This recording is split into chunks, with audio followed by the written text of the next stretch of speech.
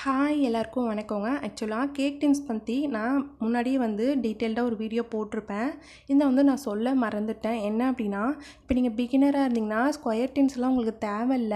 அப்படியே வாங்கணும் அப்படின்னா இந்த பாருங்கள், ஸ்கொயர் டின்ஸ் இந்த மாதிரி கர்வாக இருக்க மாதிரி வாங்காதீங்க. நல்லா ஷார்ப் எட்ஜாக நல்லா ஸ்கொயராக இருக்க மாதிரி வாங்கிக்கோங்க.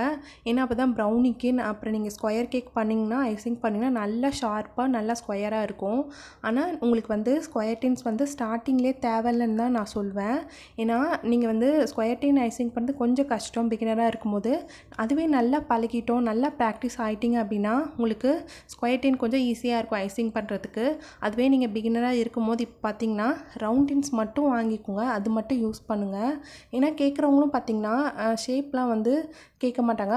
சில பேர் கஸ்டமைஸ் பண்ணி கேட்பாங்க, எனக்கு ஸ்கொயர் கேக் வேணும் அப்படின்னா. அப்படி கேட்டாங்க அப்படின்னா நீங்கள் ஸ்கொயர் டின் வாங்கி பழகிக்கோங்க. இல்லை அப்படின்னா நம்ம பண்ணி கொடுக்குறது தான் ஷேப்பு, நீங்கள் ரவுண்ட் டின்ஸே யூஸ் பண்ணுங்கள்.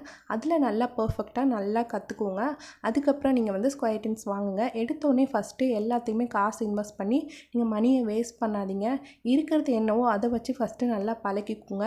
உங்கள்கிட்ட டின்னே இல்லை அப்படின்னா வீட்டில் இருக்க பால் பாத்திரம் அந்த மாதிரி ஏதாவது அலுமினியம் பாத்திரம் இருந்துச்சுன்னா அதில் ஃபஸ்ட்டு கேக் செஞ்சு பழகிக்கோங்க. அதுக்கப்புறம் நீங்கள் கேக் டின்ஸ் வாங்கிக்கோங்க. அவ்வளோதான் ஃப்ரெண்ட்ஸ். தேங்க்யூ, பாய்.